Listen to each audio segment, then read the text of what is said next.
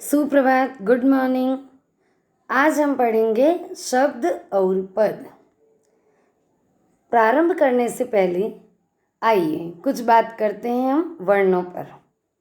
यहाँ पे आप देख रहे हैं अ, म, ल, य, ई, व, क, फ, ज, ट, र, झ, ग, च, ठ, है ना। ये कुछ वर्ण यहाँ लिखे हैं। उपर्युक्त ध्वनि चिन्हों को वर्ण कहते हैं। इन वर्णों के मेल से शब्द बनते हैं, जानते हैं आप सभी। जैसे मैंने यहाँ से क वर्ण लिया, म वर्ण लिया और ल वर्ण लिया। क, म, ल तीनों को जोड़ा, शब्द बना कमल। ठीक है। कुछ शब्द आपने ये तय किया, ये देखा कि शब्दों को कैसे बनाया गया, वर्णों को मिलाने से शब्द बने। तो मैंने यहाँ कुछ वर्ण मिलाए। आप देख रहे हैं क, च, ट, त, प, म, ल, य, च, मलयच, न, व, म, ट, नवमठ, न, म, प, नमक। यहाँ पर वर्ण मिलाकर लिखे तो क्या ये शब्द बन गए? आप सोच रहे होंगे क्या कह रहे हैं। क्या ये शब्द किसी अर्थ की अनुभूति कराते हैं? उत्तर स्पष्ट है, नहीं। किसी शब्द के हमें अनुभूति नहीं हो रही है, शब्द के अर्थ की अनुभूति नहीं हो रही है, अर्थात ये निरर्थक है। इनका कोई अर्थ नहीं निकलता है और निरर्थक शब्द शब्द की श्रेणी में नहीं आते। हाँ, कभी कभी हम बोलचाल में प्रयोग में ले लेते हैं, जैसे पानी वानी। तो पानी सार्थक शब्द हैं, लेकिन वानी निरर्थक है।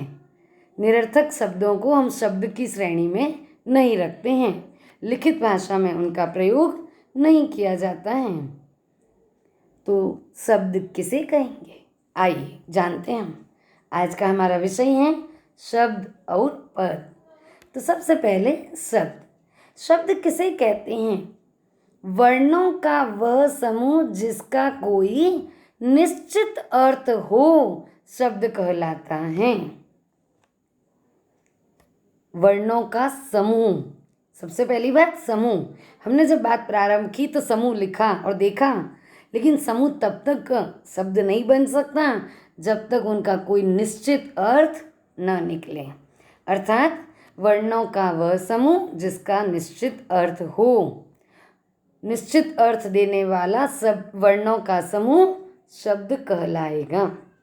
हम कह सकते हैं कि निश्चित अर्थ प्रदान करने वाला वर्ण समूह शब्द कहलाता है। उदाहरण देखिए, घ, र घर, आ, म आम, ब, ह, न बहन। आपने देखा कि यह शब्द समूह एक निश्चित अर्थ की अनुभूति कराते हैं, अतः हम इन्हें शब्द कह सकते हैं। बोलचाल की भाषा में निरर्थक शब्दों का प्रयोग किया जाता है, लेकिन लिखित और साहित्यिक भाषा में निरर्थक शब्दों का प्रयोग नहीं होता है। जैसे खाना, पानी, दूध, ये सार्थक है, लेकिन खाना वाना तो वाना शब्द, पानी वानी वानी शब्द, दूध वूद तो वूद शब्द, ये तीनों शब्द की श्रेणी में ही नहीं आते, क्योंकि ये तीनों निरर्थक हैं।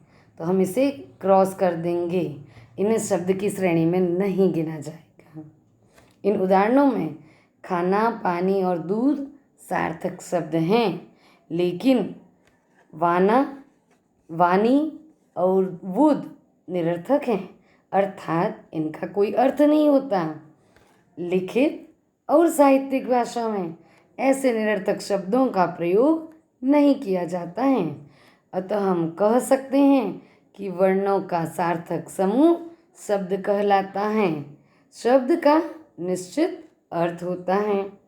अब आपको अच्छे से यह स्पष्ट हो गया है कि शब्द किसे कहते हैं। शब्द के प्रकार। प्रयोग के आधार पर शब्द के दो प्रकार होते हैं। अलग अलग आधारों पर शब्द के अलग अलग प्रकार किए जाते हैं। यहाँ पर हम प्रयोग के आधार पर शब्द के दो प्रकारों को पढ़ेंगे। शब्द के जो प्रकार किए जाते हैं वो चार आधारों पर किए जाते हैं।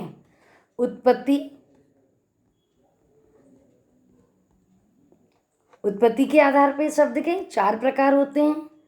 इसी तरह रचना के आधार पर शब्द तीन प्रकार के होते हैं। प्रयोग के आधार पर आपके सामने लिखे हैं। और अर्थ के आधार पर शब्द चार प्रकार के होते हैं। यहाँ हम इस वीडियो में प्रयोग के आधार पर शब्दों के प्रकार पढ़ेंगे। बाकी आने वाले वीडियो में अन्य शब्दों के प्रकार अन्य आधारों पर मैं आपको बता दूंगी। आपको अन्य प्रकार भी जानने हैं तो आप आने वाले वीडियो में इसे पढ़ेंगे और सुनेंगे। अभी देखते हैं हम प्रयोग के आधार पर। प्रयोग के आधार पर शब्द दो प्रकार के होते हैं, विकारी और अविकारी। विकारी शब्द किसे कहते हैं? तो जो शब्द लिंग, वचन, कारक आदि से प्रभावित होते हैं और प्रभावित होकर अपना रूप बदल देते हैं, उन्हें हम विकारी शब्द कहते हैं। और अविकारी स्पष्ट है, जो अपना रूप ना बदले, अर्थात जो शब्द लिंग, काल, कारक, वचन आदि से प्रभावित नहीं होते हैं, जिनका रूप परिवर्तित नहीं होता है, उन्हें हम अविकारी शब्द कहते हैं। स्पष्ट हो गया? विकारी और अविकारी। विकारी का अर्थ है जिसमें विकार आ जाएं, परिवर्तन आ जाएं, और अविकारी अर्थात परिवर्तन न आए। विकारी शब्द ये कितने प्रकार के होते हैं? तो ये चार प्रकार के होते हैं। कौन से चार प्रकार? संज्ञा, सर्वनाम, क्रिया और विशेषण। ये चारों प्रकार के शब्द लिंग, वचन आदि के आधार पर बदल जाते हैं, अपना रूप परिवर्तित कर लेते हैं। जैसे लड़का, लड़की, तो लिंग के आधार पर संज्ञा बदल गई। मैं, वह, उनके, है ना। मैं, हम, तो मैं एक वचन और हम बहुवचन। वचन यानी वचन के आधार पर सर्वनाम शब्द बदल गया। क्रिया शब्द भी लिंग और वचन से प्रभावित होती हैं। वह आ रहा है, वे आ रहे हैं, तो वचन के आधार पर आ रहा, आ रहे, क्रिया बदल गई। विशेषण अच्छा, अच्छे, अच्छी लिंग और वचन के आधार पर बदल जाते हैं। अतः ये चारों विकारी शब्द हैं। इन चारों को हम विकारी अर्थात जिनमें परिवर्तन आता है, उन्हें हम विकारी कहते हैं। पद। अविकारी शब्द भी चार प्रकार के होते हैं। यहाँ मैं स्पष्ट करना चाहूँगी कि अविकारी शब्द भी चार प्रकार के होते हैं। अविकारी कौन से होते हैं? तो आप देखेंगे, पहला क्रिया विशेषण, ये अविकारी हैं। जो क्रिया की विशेषता बताएं वे शब्द क्रिया विशेषण कहलाते हैं और वे कभी नहीं बदलते हैं। इसी तरह समुच्चय बोधक, यह भी अविकारी हैं। ये प्रत्येक काल, लिंग, वचन में एक जैसे रहते हैं। इसी प्रकार संबंध बोधक अविकारी शब्द होते हैं। और विस्मयादि बोधक, ये चारों अविकारी शब्द हैं। ये चारों प्रत्येक काल, लिंग और वचन में एक जैसे रहते हैं। इस पाठ में मेरा उद्देश्य शब्द और पद को समझाना है, इसलिए विकारी और अविकारी को विस्तार से और आगे आने वाली वीडियो में बताऊंगी। अभी हम आगे बढ़ रहे हैं। पद। जब शब्द का प्रयोग वाक्य में किया जाता है तब वह पद कहलाता है। अर्थात वाक्य में प्रयुक्त शब्द पद बन जाता है। वाक्य में प्रयोग करने के बाद शब्द पद बन जाएगा, क्योंकि वह क्या हो जाता है, व्याकरणिक नियमों से बन जाता है। अर्थात कोई भी शब्द जब तक स्वतंत्र हैं, अर्थात केवल शब्द लिखा गया है, तभी तक वह शब्द है, और जब उस शब्द का वाक्य में प्रयोग कर दिया तो वह पद कहलाएगा। कैसे, आइए उदाहरणों से समझने का प्रयास करेंगे। जैसे राम, साइकिल, विद्यालय, जाना, ये सभी शब्द हैं, परंतु इनका वाक्य में प्रयोग करेंगे तब ये पद बन जाएंगे। जैसे राम साइकिल से विद्यालय जाता है। अब हम इन्हें शब्द नहीं कह सकते, जब तक ये अलग अलग लिखे थे तब तक ये शब्द थे, लेकिन जब वाक्य बना दिया तो अब ये प्रत्येक शब्द वाक्य में आने के बाद पद कहलाएंगे। उपयुक्त वाक्य में रेखांकित शब्द पद कहलाएंगे। शब्द और पद में अंतर, क्या अंतर होता है हम इसे जानते हैं ना। मैं यहाँ अलग कर देती हूँ इसे। शब्द भाषा की स्वतंत्र इकाई है, जबकि पद व्याकरणिक नियमों में बंधा होता है।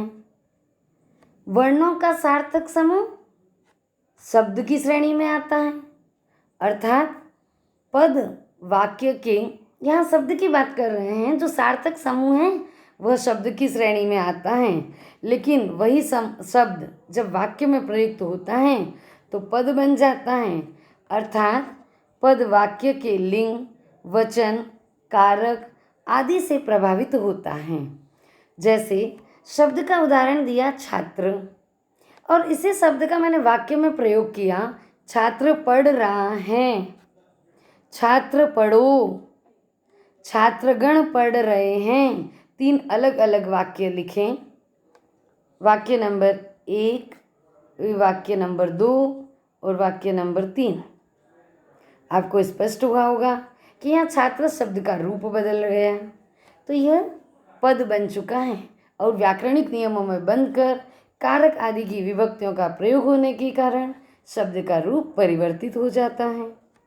शब्दकोश में प्रत्येक शब्द का निश्चित अर्थ होता है, और जब वो पद बनता है तो आप इन उदाहरणों से समझ रहे होंगे कि यहाँ पर छात्र, छात्रों, छात्रगण ये सभी पद बन गए हैं, ये सभी व्याकरणिक नियमों में बंध गए हैं।